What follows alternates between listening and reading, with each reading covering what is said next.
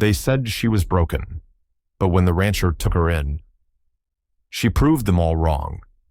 The air was thick with dust and the heavy scent of cattle when Silas Carrion felt it, a strange pull, as if something had reached out and gripped his chest.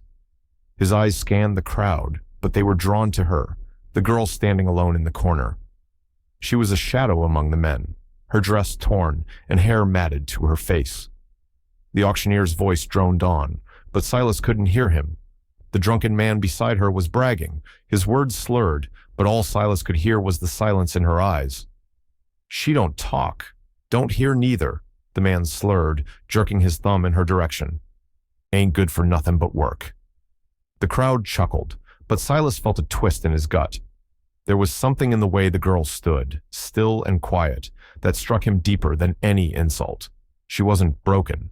She was waiting for something or someone. Silas didn't know why, but he understood that feeling.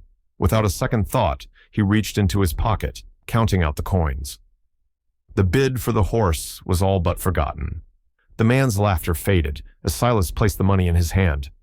"Take her," Silas said, his voice steady, unshaken by the murmurs of the crowd. The man tugged the rope, and the girl flinched, but she didn't pull away. She simply looked at him, silent yet knowing. Silas didn't know what it meant, but in that moment, he knew one thing for certain. His life was never going to be the same. Silas didn't know what he expected when they reached the ranch, but it wasn't this silence. The land stretched wide before them, the wind whispering over the dust and grass, but the house felt heavier than it ever had. Emmeline didn't speak as she stepped down from the wagon, her bare feet brushing the earth with a grace that made her seem untouchable. She walked with purpose, but there was no hurry, no sense of belonging, just quiet. He watched her as she moved through the house, her hands brushing over the worn wood of the kitchen counter, fingers lingering like she was memorizing the shape of the place. There were no words between them, just the soft sound of her movements, the creak of the floorboards under her feet. Silas stoked the fire, the flames crackling like they were trying to fill the silence. She began the chores without being told. The kettle was filled, the stove stoked, the table cleared. Emmeline worked with the rhythm of someone who had done these things before, who had lived with quiet hands for too long. Silas didn't speak, didn't offer help. It wasn't that he didn't want to. He just didn't know how to break through this new world they were in. Every glance she gave him seemed to speak, but there was nothing in her eyes that he could understand. She wasn't broken. She was simply silent. The night settled over them, heavy and still. Silas sat by the fire, and for the first time in years, he wasn't alone. But he wasn't sure if she was there with him or just beside him in the silence. The days slipped into a quiet rhythm, the kind that comes with routine and the passing of seasons. Emmeline worked beside Silas, moving through the tasks with the same steady silence that had defined her since the moment he brought her home. But there was something in the way she handled the horses that Silas couldn't ignore. It wasn't just that she cared for them, as most ranch hands did. It was something else, something that made the air shift when her fingers brushed against their coats. They calmed under her touch, their nervous eyes softening, their bodies settling. No whips, no harsh commands, just her hands, moving slowly, purposefully, as if she spoke a language the horses understood. One afternoon, Silas stood at the edge of the corral watching her. A mare, a wild thing, never tamed by anyone, stood there, restless, eyes wide with fear. Silas had tried for days to get close to her, but she always pulled away. No one had been able to break her, but Emmeline approached, as if the mare's anxiety wasn't even there. Her hands hovered over the horse's flank, fingers brushing lightly, almost reverently. The mare shifted, nostrils flaring, but didn't bolt. Emmeline moved with patience, her gaze never leaving the horse. She spoke no words, but the air between them hummed with something ancient, something Silas couldn't explain. The mare took a tentative step forward, then another. And then, to Silas's astonishment, she lowered her head, as if in submission.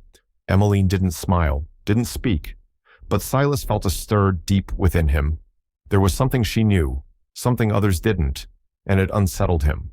The days stretched on in a quiet hum, and Silas began to notice the way Emmeline moved through the world around her. It wasn't just the work.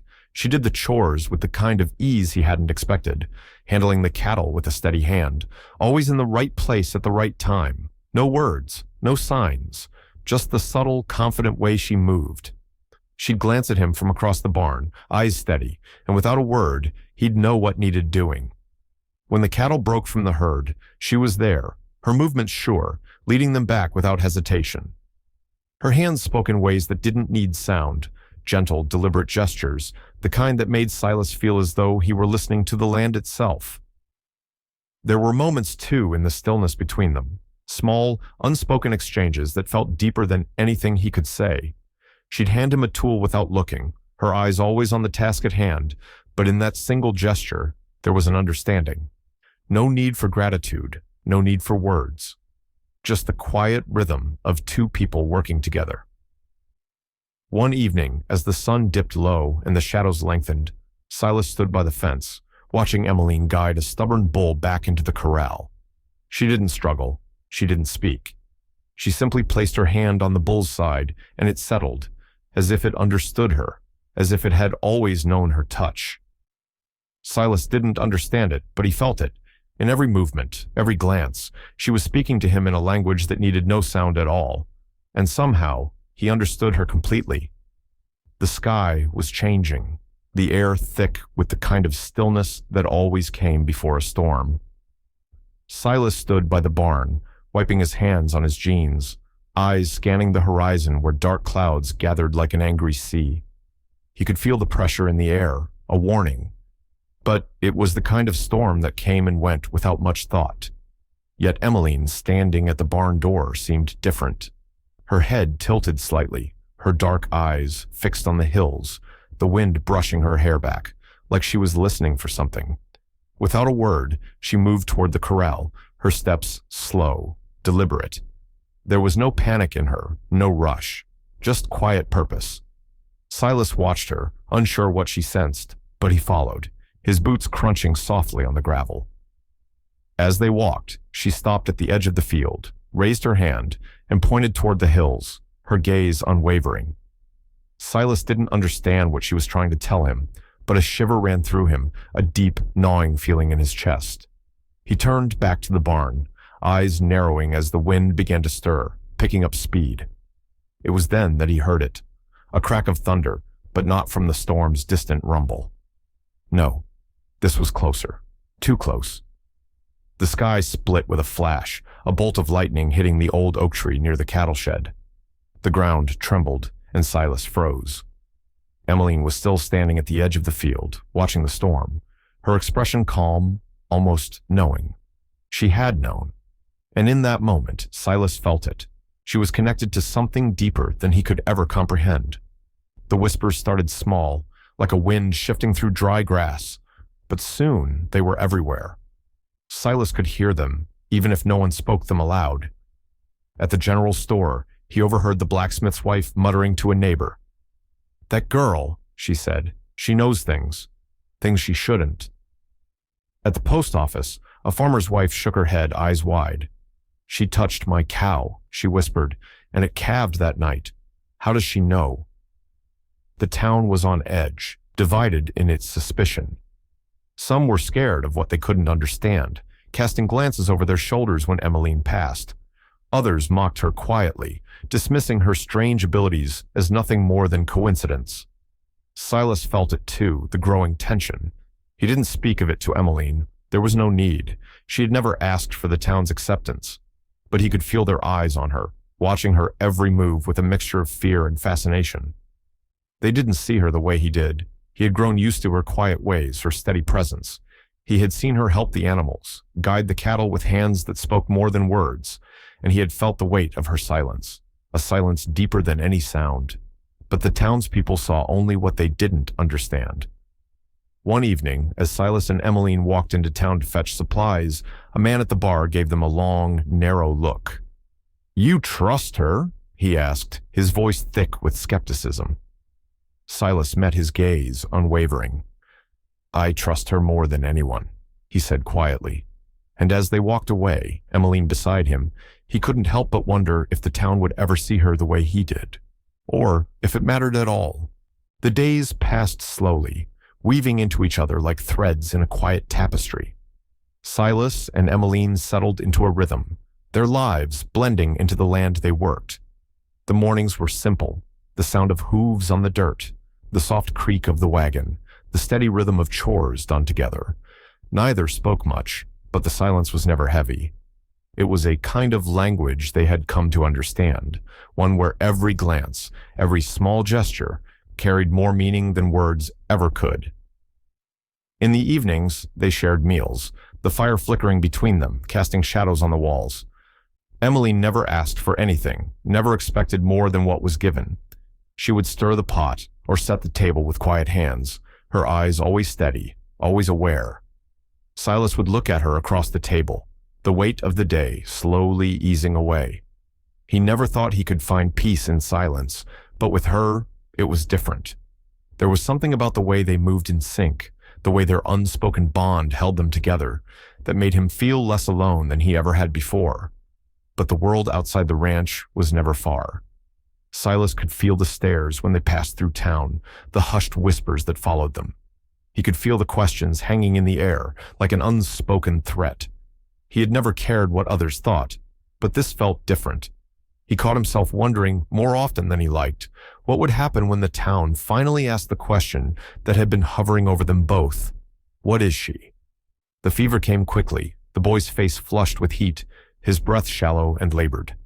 His mother's frantic cries echoed through the small ranch, but the doctor was miles away, unreachable. Silas stood at the door, unsure, torn between the worry in the mother's eyes and the helplessness that tightened his chest. Emmeline was there, as she always was, standing quietly at the edge of the room. She didn't ask permission, didn't wait for a word. Her hands moved with purpose, as though she had always known what needed to be done. She placed her palm on the boy's burning forehead, her fingers cool against the heat. He shivered, his body twitching with the fever's grip, but Emmeline didn't falter. Silas watched in silence as she moved around the room, gathering herbs from the shelves, crushing them with steady hands. The boy's mother stood frozen, her eyes wide, watching Emmeline as if she were seeing something more than a simple girl. The hours passed, slow and heavy, but by the time the sun began to set, the boy's fever had broken. His breath was steady now, his face no longer flushed. The room felt lighter, the air easier to breathe. Silas stepped forward, his eyes meeting Emmeline's, but she didn't speak. She never did. The mother wept, murmuring thanks, but the whispers outside the door had already begun. "She's not just a girl," the voices said. "She's something else, something unnatural." The fear grew, like a shadow, and Silas felt it too. He had never cared for the town's judgment before, but now, with Emmeline beside him, he wondered if it would ever stop. Would they always see her as something to be feared, or would he be the only one who saw her for what she truly was? The murmurs started as whispers but soon grew louder, spreading through the streets like wildfire. Silas could hear them whenever he went into town. Quick, nervous glances, words spoken just loud enough for him to catch. Emmeline had always been different, but now she was something more, something to be afraid of. The blacksmith's wife had been the first to speak openly. "She talks to animals," she said one afternoon, her voice tight with fear, eyes wide. "I saw her with the cattle, calm as a preacher. They listen to her like they know her. That ain't normal." The words echoed in Silas's mind, settling heavily on his chest. Then came the others. The rancher's wife, whose cow had given birth early, muttered that Emmeline had cursed it. The baker's son, shaking with the fever that never seemed to pass, swore he had seen her standing in the field during the worst of the storms, the wind bending around her like she was calling it. Soon, every glance held suspicion. The stares in town grew colder, the whispers sharper. Emmeline wasn't just different, she was dangerous, unnatural. The pressure was mounting. Silas could feel the weight of it every time he stepped outside. Every time he saw the way they looked at her, eyes full of judgment, fear, and something darker. He had never cared what the townsfolk thought of him. But Emmeline, she was a different story. She had never asked for anything from them. She had never even spoken. But Silas was beginning to wonder if keeping her would cost them both more than he could bear. Would he protect her, knowing what it would cost? Or would he send her away to keep the peace? The morning was still, the kind of quiet that made everything seem too loud. Silas heard them before he saw them, the clatter of boots against the dirt, the low murmur of voices growing closer. He stepped outside the cabin, eyes narrowing as he saw the group of townsfolk approaching. There were more than a dozen of them, all tense, their faces hard with accusation. At the front stood Mr. Withers, his hand gripping a pitchfork, his eyes blazing with something Silas couldn't quite place. He didn't need to hear the words to know what was coming. "You need to get rid of her," Withers called, his voice thick with anger. "That girl, she's unnatural. She's cursed this land with her presence. People are scared. She talks to animals, sees things she shouldn't. And we're done pretending it's just some strange coincidence." The crowd behind him muttered in agreement, eyes flicking toward Emmeline, who stood just inside the doorway, silent as ever. Her gaze never wavered from Silas's, her presence a quiet force beside him. The wind stirred around them, but neither of them moved. Silas didn't speak. He didn't need to. There was no need for words in the face of this. He stood there, arms crossed, unwavering, his eyes fixed on the crowd. Emmeline's silence, her unspoken strength, was enough. "You don't understand her," Silas said at last, his voice low, steady. "You don't understand what she is to me, but I do, and that's enough." For a long moment, no one spoke. The wind died, leaving the world heavy with stillness. Mr. Withers opened his mouth, but the words never came. Silas didn't look away. Slowly, one by one, the townsfolk turned and left, their muttering fading into the distance. Emmeline didn't speak, but as Silas watched them go, he knew she had already won. The storm came without warning, the sky darkening fast as the wind began to scream across the plains. Silas had been out on the far end of the ranch, checking the fences, when the first crack of thunder split the air. His horse reared at the sudden shift in the weather, throwing him to the ground with a sickening thud.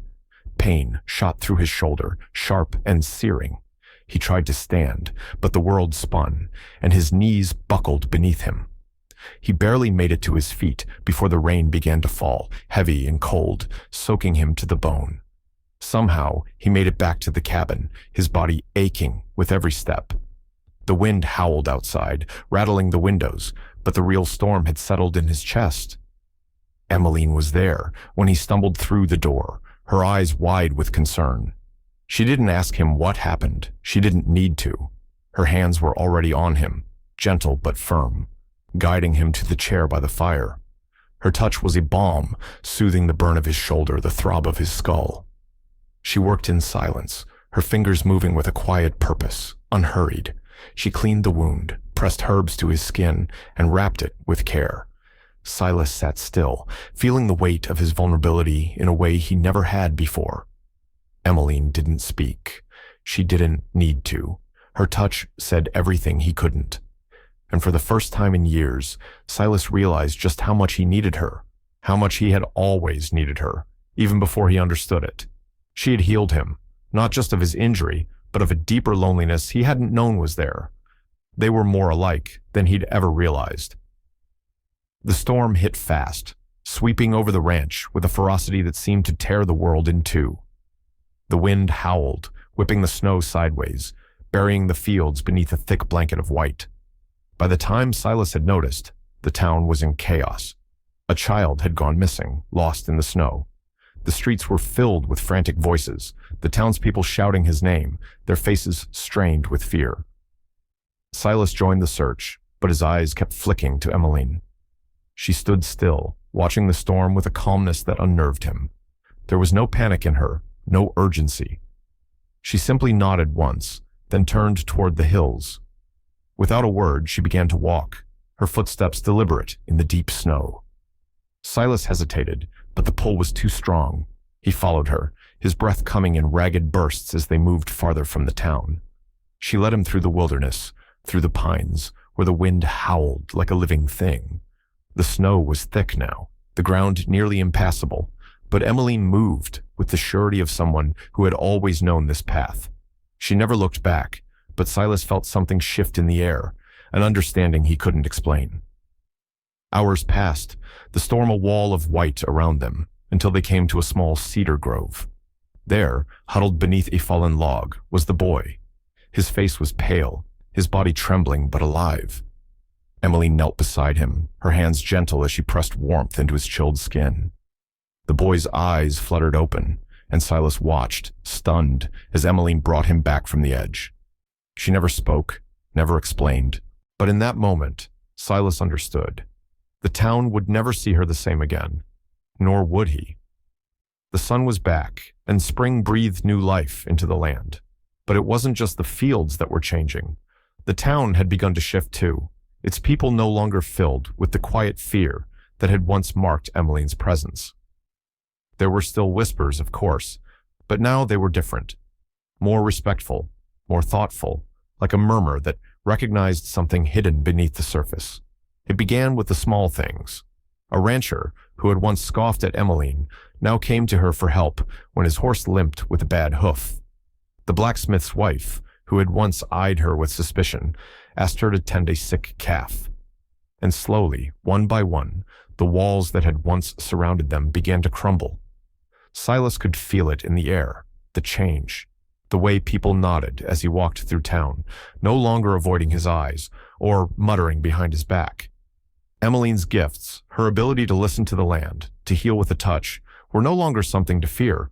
They were something to be grateful for. Still, she remained silent. She didn't ask for their respect, didn't seek their approval. She simply moved through the world as she always had, steady, quiet, and sure. Silas watched her, his heart swelling with a quiet pride. She had never needed words to be understood. And now, the town was beginning to understand. They no longer saw her as a mystery or a curse.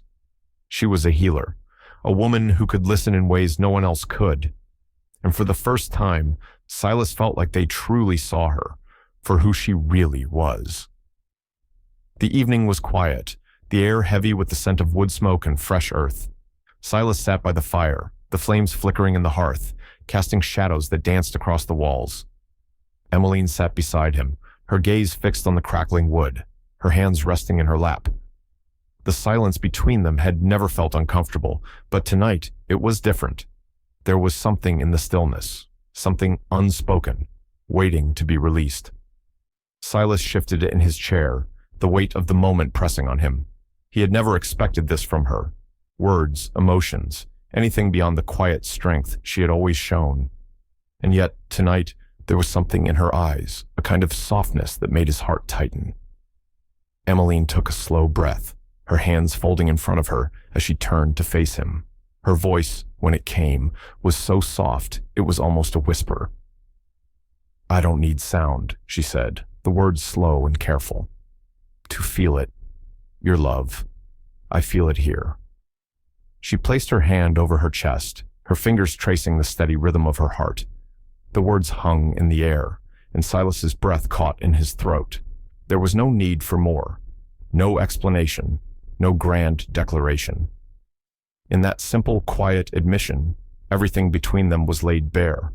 She didn't need sound to understand him, to feel the connection that had always been there. And in that moment, Silas realized what he had known all along, what they had built. Their bond, their understanding, their love, didn't need words. It was enough, more than enough. The days had softened into something gentle, something that felt like the settling of dust after a long storm. Silas had always worked the land with his hands, shaping it, healing it in his own quiet way. But with Emmeline beside him, the ranch became something more. It became a place of learning, not just for the animals, the crops, or the weathered earth, but for themselves.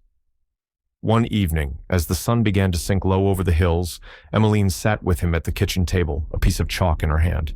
She had been teaching him slowly, patiently, how to speak the language she had always known, her hands moving in graceful gestures, fingers tracing out letters, forming words in the quiet air between them.